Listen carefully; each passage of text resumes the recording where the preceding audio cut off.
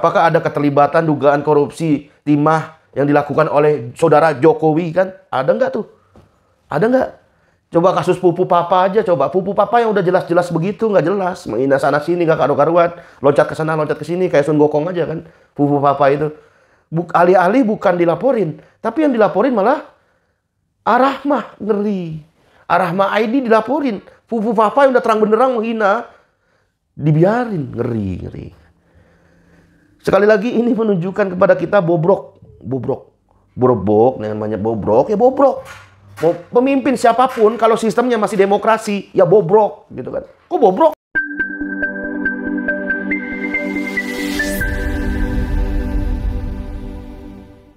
Assalamualaikum warahmatullahi wabarakatuh. Jumpa lagi Al-Fakir Abi Faisal.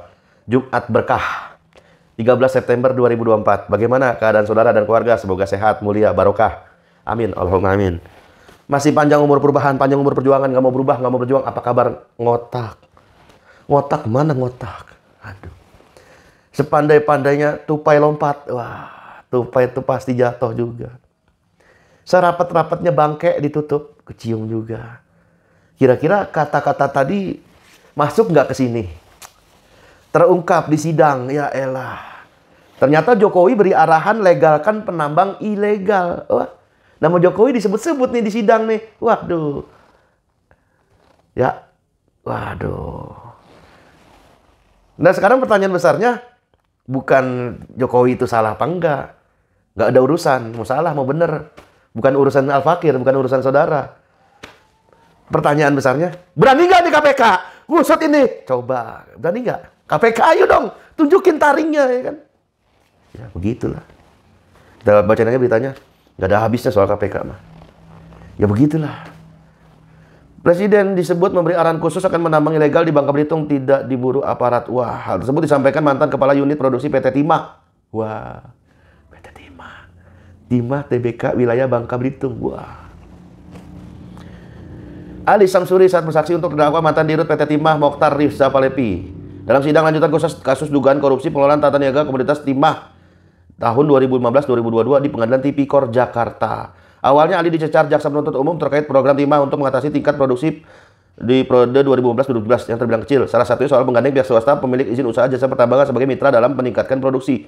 Jaksa kemudian mempertanyakan soal pemilik IUJP ini menjadi pengepul biji timah dari penambangan ilegal atau tidak. Nah, mendengar pernyataan tersebut, Ali mengaku tidak tahu. Namun ia mengamini. Ali mengamini ada upaya memindah masyarakat yang turut menambang di sekitar wilayah IU PT Timah tanpa izin. Kalau menjadi pengepul penambang ilegal saya tidak dapat kabar. Tapi kalau misalnya di sekitaran tambang masyarakat yang meminta secara resmi ada penambang tidak berizin. Nah, berkaitan dengan pembinaan tambang ilegal, Ali lantas mengungkit pernyataan Jokowi yang minta agar masyarakat penambang ilegal di sekitar turut diakomodir. Nah, kita waktu itu diperintahkan waktu ada kunjungan Presiden RI ke Babel yang mulia banyak mengeluarkan masalah tambang ilegal. Dan statement Jokowi adalah yaitu semua masyarakat minta tolong bagaimana caranya yang ilegal ini menjadi legal. Nah, atas dasar pernyataan Jokowi ini ya, bukan Mulyono, bukan Jokowi, masyarakat penambang di sekitar IU pun mendapat pembinaan. Berkaitan dengan kesaksian ini, Jokowi memang pernah memerintahkan Menteri Energi dan Sumber Daya Mineral saat itu Sudirman Said untuk mengkoordinir seluruh penataan tambang timah di Bangka Belitung. Tambang ilegal atau legal? Oh, jadi nggak bicara wajib, mubah, sunnah, makruh, haram ya? Nggak. Tapi bicaranya soal ilegal atau ilegal. Yang ilegal gimana caranya supaya jadi legal? Wah, enak bener gitu kan. Jadi pejabat gitu kan. Bagaimana menurut saudara? Mungkin ada yang diskusi, komentar di kolom komentar. Nah, kalau dalam hal ini KPK diuji lagi. Coba. Apakah ada keterlibatan dugaan korupsi timah yang dilakukan oleh saudara Jokowi kan? Ada nggak tuh? Ada nggak? Coba kasus Pupu Papa aja, coba Pupu Papa yang udah jelas-jelas begitu, nggak jelas, menghina sana sini, nggak karu-karuan, loncat ke sana, loncat ke sini, kayak Sun Gokong aja kan, Pupu Papa itu. Alih-alih bukan dilaporin, tapi yang dilaporin malah Arahmah, ngeri.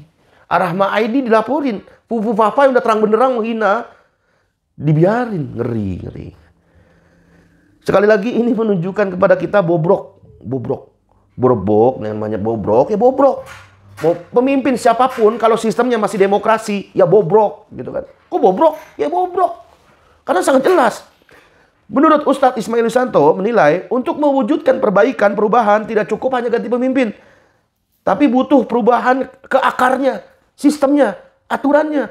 Dari aturan buatan manusia, aturan akal, menuju aturan yang hanya bersumber dari Allah Subhanahu wa Ta'ala. Meski presiden silih berganti, meski siapapun wapresnya berganti, negeri ini terus dirundung berbagai masalah. Ada dugaan korupsi yang tadi, timah, ada juga kemiskinan, pergaulan bebas, anak SMA dikasih kondom, ya kan, terlilit utang riba, perusakan akidah, ya kan, banyak model orang bicara sama semut, apaan kayak gitu, ini perusakan akidah itu. Itu udah contoh masalah di antara sekian banyak masalah karena sistemnya bobrok gitu kan. Munculnya berbagai masalah yang tidak kunjung mendapat solusi menunjukkan bahwa kita untuk mewujudkan perbaikan tidak cukup hanya ganti orang, ganti pemimpin, tapi butuh perubahan ideologisnya, aturannya. Perubahan ideologis adalah perubahan yang menyangkut fundamental dari tatanan sebuah masyarakat dan negara. Nah, tentulah aturan ini bukan bersumber dari akal manusia, apalagi berasal dari wakil rakyat yang katanya wakil rakyat. Kalau bersumber dari mereka terus, bersumber dari akal-akal mereka terus, nanti kita terus diakal-akalin. Coba contoh, kalau dalam krisis ekonomi nih, besok deh 2025, misalnya, itu bukan sekedar masalah teknis ekonominya, bukan masalah sektor real atau non-realnya semata, bukan soal itu juga. Misal, rupiah terdepresiasi sehingga harus mengejut ekspor supaya mata uang jadi kuat, misalnya. Atau sekedar perubahan rezim. Itu semua tetap terjadi karena sistem ekonominya kapitalis gitu. Perbankan, riba, tetap akan terjadi siapapun pemimpinnya gitu kan. Jadi jika hanya mengubahkan perubahan teknis, ini mau ini ini teknis, hal-hal akan digenjot lah pasar pameran, akan digenjot pasar malam, pasar-pasar akan dihidupkan lagi. Itu semua teknis. Tapi aturannya masih sama. Ya sistem ekonomi riba masih sama aturannya. Nah, kalau mau berubah, ubah tuh aturannya. Sistem ekonomi riba kapitalis yang diduga banyak celah, banyaknya diduga tikus-tikus, maling-maling, ya kan, korupsi-korupsi, menuju sistem yang hakiki gitu kan. Bagaimana tidak hakiki sesuai fitrah manusia? Orang nyolong aja, maling, potong tangannya. Itu sistem yang sangat hakiki, sangat manusiawi, ya kan? Jadi orang kalau mau maling mikir ribuan kali, mikir jutaan kali dia nggak akan maling.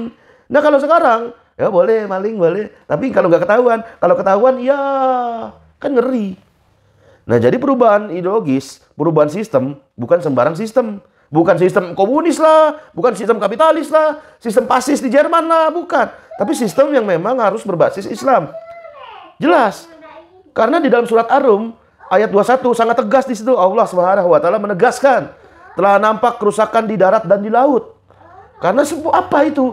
Karena manusianya sendiri, ulah tangan manusia, ulah akalnya manusia, ulah manusianya sendiri, bikin aturan seenaknya. Kerusakan banyak di darat di laut, ada kerusakan ekonomi, kesenjangan, kemiskinan, kerusakan politik, moral, etika, kerusakan lingkungan. Kenapa itu terjadi? Di Al-Quran mengatakan bima kasabat aidin nas, karena tangan manusia. Nah, jadi penjelasan Imam As-Sabuni dalam kitab Sofa At-Tafsir bahwa yang dimaksud bima kasabat aidin nas adalah kemaksiatan dan dosa-dosa manusia. Apa itu maksiat? Maksiat adalah setiap pelanggaran terhadap syariat. Pelanggaran apapun yang bertentangan dengan syariat, itulah maksiat. Dan melakukan yang haram dan meninggalkan yang wajib, itu maksiat. Melakukan yang haram dan meninggalkan yang wajib, ini bisa dilakukan di level personal atau di level ormas, ya kan? Seberapa besar kerusakan tergantung berapa besar kemaksiatan yang dilakukan. Kalau kerusakan personal, itu seperti contoh, tidak sholat wajib, tidak puasa di bulan Ramadan, mabuk-mabukan, itu akan menimbulkan kerusakan tetapi hanya di level individu itu saja. Tapi kalau skalanya skala nasional yang berdampak luas kepada umat, ya kan? Yang berdampak luas kepada rakyat, seperti contoh menghalalkan riba, ya kan? Utang luar negeri pakai riba. Itu yang dampaknya bukan Jokowi doang, tapi semua rakyat Indonesia kena dampaknya, kan gitu. Seperti contoh ada korupsi soal timah, itu dampaknya bukan yang maling itu doang, yang korupsi itu doang, tapi rakyat Indonesia kena dampaknya, semua kena dampaknya. Itu kerusakan secara sistem, kan gitu. Jadi tidak sepakat dikatakan bahwa NKRI sudah final, Pancasila sudah final, tidak sepakat. Karena faktanya yang dipakai adalah sistem sekuler. Yang sekarang terjadi ekonomi berbasis riba. Nah, jadi tidak ada ceritanya. Jadi kalau mau harga mati, kalau mau final, hanya Islam yang maha benar dan maha adil tentulah. Wassalamualaikum warahmatullahi wabarakatuh.